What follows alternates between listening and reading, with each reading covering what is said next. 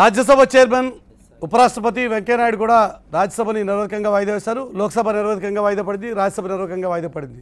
ఆంధ్రప్రదేశ్కి సంబంధించిన సమస్యలు, దేశవ్యాప్తంగా ఉన్న అనేక సమస్యలకి లోక్సభ వేదికగా, రాజ్యసభ వేదికగా ఒక పరిష్కారం దొరుకుతుందని ఆశగా ఎదురుచూస్తున్నటువంటి కోట్లాది మంది ప్రజానీకానికి మాత్రం నిరాశే ఎదురైంది. అవిశ్వాస తీర్మానం రూపంలో బ్రహ్మాస్త్రంగా భావించేటువంటి ఈ అవిశ్వాస తీర్మానం ద్వారా అయినా సరే ప్రభుత్వం నుంచి సమాధానాలు రాబట్టాలి అని చెప్పి భావించినటువంటి విపక్షాలకి నిరాశ ఎదురైంది. ఆంధ్రప్రదేశ్కి ఇచ్చినటువంటి కమిట్మెంట్స్, విభజన హామీలు, విభజన చట్టంలో పొందుపరిచినటువంటి అంశాల విషయంలో కేంద్ర ప్రభుత్వం ఒక స్పష్టమైనటువంటి వైఖరిని తెలియజేయాలి అని పట్టుపట్టినటువంటి ప్రతిపక్ష పార్టీలకి నిరాశ ఎదురైంది. ఆంధ్రప్రదేశ్లో ఉన్నటువంటి కోట్లాది మంది ప్రజానికం, 5 కోట్ల మంది ప్రజానికం మాకు ఇచ్చినటువంటి హామీల విషయంలో, రాష్ట్ర ప్రభుత్వానికి ఇచ్చినటువంటి హామీల విషయంలో కేంద్ర ప్రభుత్వం సమాధానం చెప్తుంది, ప్రధాని మోదీ సమాధానం చెప్తారు ఈ బడ్జెట్ సమావేశాల సందర్భంగా అని చెప్పి ఆశిస్తే దానికి నిరాశ ఎదురైంది. ప్రజాస్వామికవాదులందరూ కూడా పార్లమెంట్లో ఒక మంచి చర్చ జరగాలి అని చెప్పి కోరుకుంటే వారికి నిరాశ ఎదురైంది. ఏ రకంగా చూసినా కూడా నిరాశాపూరిత వాతావరణం మధ్య రాజ్యసభ, లోక్సభ నిరవధికంగా వాయిదా పడ్డాయి. ఇక ఈ సమావేశాలు ఈ తరహాలో సాగుతూ ఉంటే ఇక అవిశ్వాస తీర్మానాలు అనేటువంటి అంశాలే లోక్సభలో చర్చకు రాకపోతే అదే తరహా విధానాన్ని అన్ని రాష్ట్రాల అసెంబ్లీలు కూడా ఫాలో అవ్వడం మొదలు పెడితే పార్లమెంటరీ సిస్టమ్ని, పార్లమెంటరీ ప్రాక్టీసెస్ని అసెంబ్లీలు కూడా అడాప్ట్ చేసుకుంటున్నటువంటి సందర్భంలో ఇక దేశంలో, రాష్ట్రంలో ఎక్కడా కూడా అవిశ్వాస తీర్మానాలే చర్చకు రావా అనేటువంటి ఒక ఆందోళన ఈరోజు ప్రజాస్వామికవాదుల్ని పట్టి పీడిస్తోంది.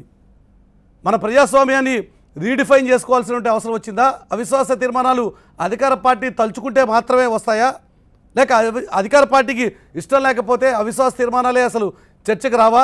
ఈరోజు చిట్ట చివరి రోజైనా సరే అవిశ్వాస తీర్మానాలకు సంబంధించి స్పీకర్ ఒక స్పష్టమైనటువంటి నిర్ణయం తీసుకుంటారు అని ఆశగా ఎదురు చూస్తున్నటువంటి ప్రజానికానికి, ప్రజాస్వామికవాదులకి నిరాశే కలిగిస్తూ స్పీకర్ సుమిత్రా మహాజన్ సభని వాయిదా వేసి వెళ్ళిపోయారు. వెళ్ళిపోయే క్రమంలో స్పీకర్ ఏమన్నారో ఒకసారి చూద్దాం.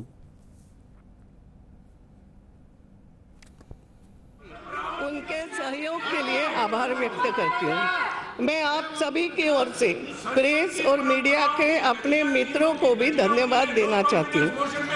मैं इस अवसर पर लोकसभा महासचिव एवं लोकसभा सचिवालय के अधिकारियों तथा कर्मचारियों को उनके द्वारा सभा को दी गई समर्पित और तत्काल सेवा के लिए धन्यवाद देती हूँ। सभा की कार्रवाई के संचालन में सभी संबद्ध एजेंसियों को उनके द्वारा प्रदान की गई सहायता के लिए भी धन्यवाद देती हूँ। माननीय सदस्यगण, आप कृपया अपने स्थान पर वंदे मातरम के लिए खड़े हो जाएंगे। वंदे मातरम बजाए जाएंगे। వందే మాతరం తర్వాత స్పీకర్ సుమిత్రా మహాజన్ సభని వాయిదా వేసి వెళ్ళిపోయారు. మరోవైపు టీడీపీ ఎంపీలు సభ వాయిదా పడిన తర్వాత కూడా సభలోనే ఉండి తమ నిరసనని వ్యక్తం చేస్తున్నారు. అలాగే వైఎస్ఆర్ పార్టీ ఎంపీలు మరికాసేపట్లో స్పీకర్ సుమిత్రా మహాజన్ని కలిసి తమ రాజీనామాల్ని సమర్పించబోతున్నారు.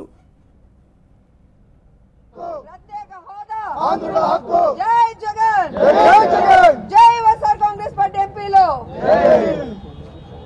జగన్మోహన్ రెడ్డి గారి నాయకత్వం. Hello mike check 1 2 okay.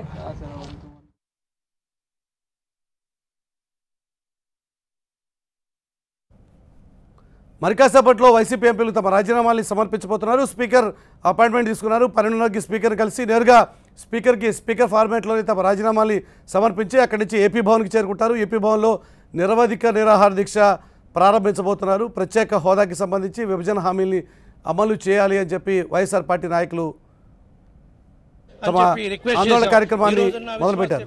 Discussion allow చేస్తారని ఆశిద్దాం. లేని పక్షంలో మేము లోగడ ప్రకటించినట్టే ఎన్డీఏ ప్రభుత్వం ఆంధ్రప్రదేశ్ ప్రజలకు చేస్తున్న అన్యాయానికి నిరసనగా మేము పార్లమెంట్ సభ్యులము, 5 పార్లమెంట్ సభ్యులము పార్లమెంట్ సాక్షిగా రాజీనామా చేయటమే కాకుండా రాజీనామా చేసి వెమ్మటనే ఆంధ్రప్రదేశ్ భవన్కి వెళ్ళి నిరవధిక నిరాహార దీక్ష కూర్చుంటాం.